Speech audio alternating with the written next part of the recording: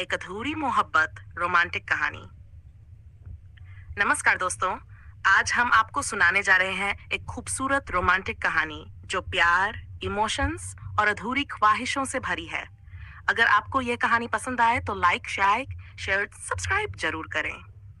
तो चलिए शुरू करते हैं आज की कहानी। पहली मुलाकात। दिल्ली की ठंडी शाम थी। सूरज ढलने को था और हल्की हल्की बारिश की बूंदें गिर रही थीं। भीड़ भाड़ वाली सड़क किनारे एक कैफे में बैठी थी अहाना। लंबी, घने बाल, बड़ी बड़ी आंखें और चेहरे पर मासूमियत। वहीं कैफे के एक कोने में बैठा था आरव, एक स्मार्ट, हैंडसम लड़का जिसकी आंखों में एक अजीब सी गहराई थी। आरव एक लेखक था जो अपनी अगली कहानी के लिए कुछ नया अनुभव करना चाहता था। अचानक से बारिश तेज हो गई और कुछ लोग भीगने से बचने के लिए कैफे में आ गए।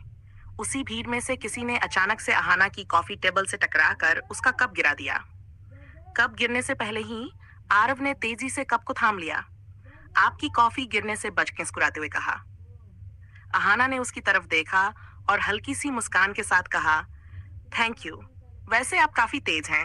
धीरे धीरे बढ़ती नजदीकियां। उस पहली मुलाकात के बाद दोनों के बीच बातचीत का सिलसिला शुरू हो गया। अहाना एक फैशन डिजाइनर थी जिसे अपनी दुनिया में खोए रहना पसंद था। दूसरी ओर आरव को कहानियों में जीना पसंद था। दोनों की दुनिया अलग थी, फिर भी एक दूसरे की बातें सुनने का मन करता था। आरव अक्सर कहता, तुम्हारी आंखों में एक पूरी किताब छुपी है जिसे मैं पढ़ना चाहता हूँ। अहाना उसकी इस बात पर हंस देती, लेकिन कहीं न कहीं उसका दिल तेजी से धड़कने लगता। धीरे धीरे दोनों की मुलाकातें बढ़ने लगीं। कभी कैफे में कॉफी पर चर्चा, कभी पार्क में टहलना और कभी बेवजह देर रात तक फोन पर बातें। प्यार का एहसास। एक दिन आरव ने अहाना को इंडिया गेट पर मिलने बुलाया। वह खास दिन था, अहाना का जन्मदिन।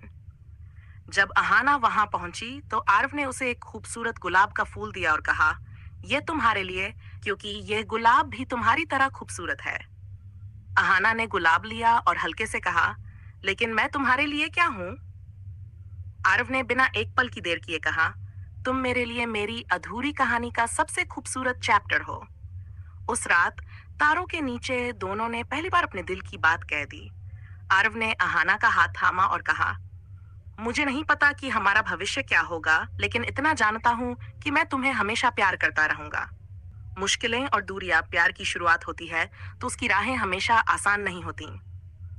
एक दिन अहाना को एक बड़ी नौकरी का ऑफर आया, पेरिस में। ये उसके सपनों की नौकरी थी, लेकिन इसका मतलब था आरव से दूर जाना। क्या तुम्हें जाना जरूरी है? आरव ने उदासी से पूछा।